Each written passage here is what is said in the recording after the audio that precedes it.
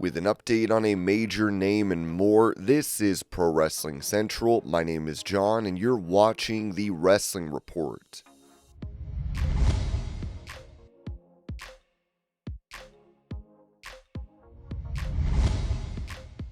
Recalling how the AEW locker room changed once big-name WWE stars came into the promotion, Marco Stunt told Busted Open Radio, when AEW first started, everybody, 99% of the locker room were buddies. We were all hanging out after the show. We were all hanging out backstage. There was no discourse in the beginning at all that I can remember. You had your little bouts that are normal in life, but just the atmosphere was so cool to be a part of. Tony Khan treated me amazingly. We did that first pandemic taping at the Nightmare Factory, and my grandma had actually just passed away, like the day before I went out there, and Tony helped me out with a bunch of stuff while I was there. He was very caring, took care of me. He got me in and out, so I could go back and be with my family for the funeral.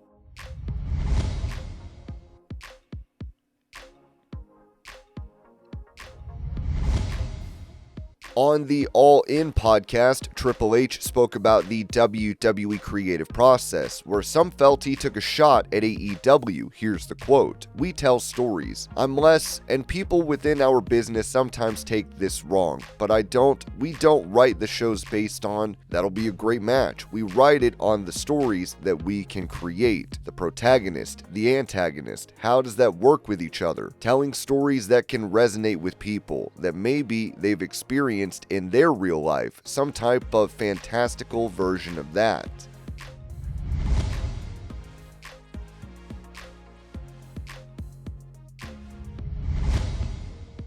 Also on that podcast, Triple H was asked why WWE doesn't use character-driven stereotypes like the company did in the 80s and 90s, to which he said, "Absolutely. I just think that if you stereotyped somebody into a particular place, a lot of the world would rebel against that. Yeah, right. Not in a positive way. And maybe sometimes people that have no real reason to have a position on either side of that, right? The one thing about WWE is we're a fun reflection of the world. It's supposed to be fun. It's supposed to be entertainment. It's supposed to be fantastical. It's supposed to let you come to an event for 3 hours and just turn off and enjoy entertainment and some type of representation of the world that is around you. But people get lost in it, and they begin to take the representations too seriously sometimes.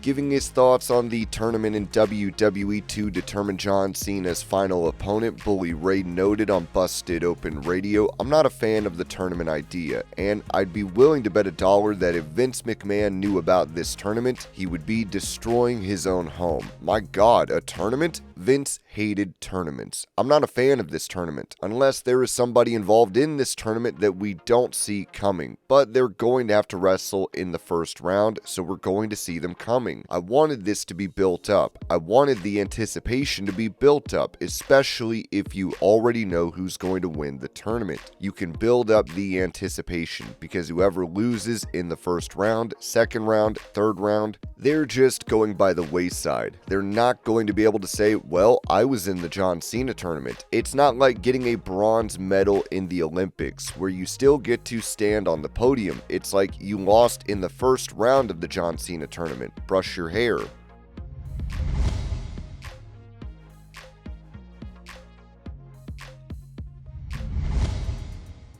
When it comes to a former WWE star calling out the company for their rising ticket prices, Ringside News wrote that WWE's ticket prices have skyrocketed in 2025, and one former star says the company is leaving working-class fans behind. On TMZ's Inside the Ring, Maven unloaded on the rising cost of being a wrestling fan today, taking specific aim at WWE's shift away from affordability since the TKO merger. The discussion came after new data revealed that average ticket prices for Raw and SmackDown have jumped from $75 to $118 since last year, with some WrestleMania 41 packages now going for $38,000 for 2 nights. When asked whether WWE was alienating loyal fans, Maven didn't hesitate. "It's one of the things that angers me the most. You can say what you want about Vince McMahon. Vince knew that the everyday family was where his bread was buttered. He recalled how WWE used to be accessible for kids, families, and groups of friends who chipped in a few bucks just to afford a pay-per-view. He knew that in order to create generational fans, he was going to have to make his product accessible on a weekly basis, accessible on a monthly basis at an affordable rate. I remember the day when, guys would be scrounging together. You bring 6 to 8 people together, I got $12, and then you could buy the pay-per-view. It's not like that anymore." Maven shared a personal memory of his first WWE show, where his dad spent about $300 for the entire night for the whole family. Today, he says that same amount won't even get you one decent seat. "I remember also going on my first show when I was, I think, 7 years old. I asked my dad how much that cost. He told me it was about $300 for everything. The tickets, the parking, the food, everything. $300 for everybody. Now you're not even getting one good ticket for that." According to earlier reports, WWE's ticket prices have increased by 60% year over year, far outpacing other major sports like the NBA. And while attendance numbers have slightly risen, many longtime fans feel the product is drifting out of reach.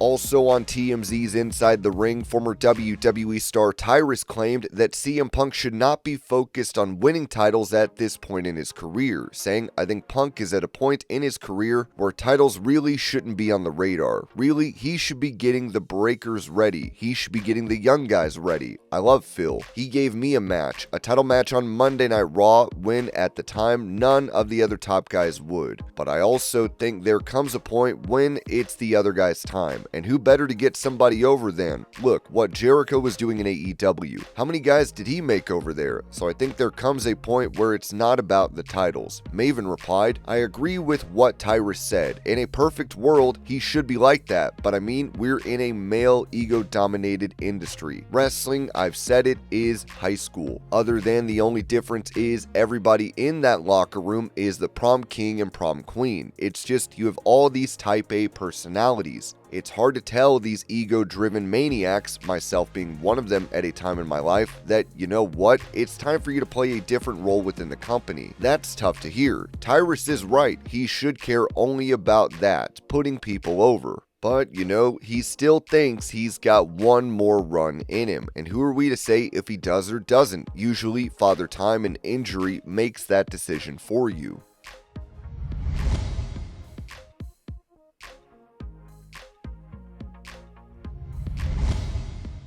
Mentioning WWE's reduction in live events under TKO, Cody Rhodes told All the Smoke, "You were home 2.5 to 3 days a week, and you were wrestling, but those live events were real wrestling matches, so it went twofold. You could really get banged up and hurt yourself, or you could build up a rhythm. It's almost like dancing. At one point in your career, those matches could be hurting you like crazy, and at another point, you could absolutely need them. Oh my gosh, I loved it. I want it back." So guys have a bit of load management now. Again, credit to the new WWE management. But I came up in a system where you were always wrestling. That's how I learned you got good at it. I hate that. I know there are all these new terms, load management, but man, oh man, I'm probably getting in trouble with my peers for saying this. These wrestling companies are paying so much money now. Get up. The grind has become a negative now. What are you talking about? You get to go to a town on Saturday that might not normally see you, meet families, and give them a moment. You get to be their escape, their hope. Then you go Sunday and do it all over again. I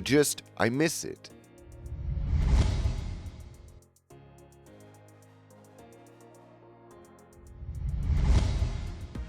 During that same interview, Cody Rhodes spoke about balancing his family life with his work schedule in WWE. You get to a point where there's only so much you can do. You can only go so long, and I think I know my number where I'd like to get with this. Dusty Rhodes was #1 dad at every game. He coached our football team. He's known in Cobb County as Coach more than the American Dream. Like, that's what he was. I'd like to make it so that by the time my children hit that age, I'm not gone that often or I can't really walk around that much, and we're getting closer. What I'd say is probably my last contract with WWE, or the next contract I sign will probably be my last, and I'll finish my days with WWE. It's the house that built me, and it's the house that brought me back and put me in this wonderful, wonderful position. But yeah, I don't know. It's very, very hard to balance.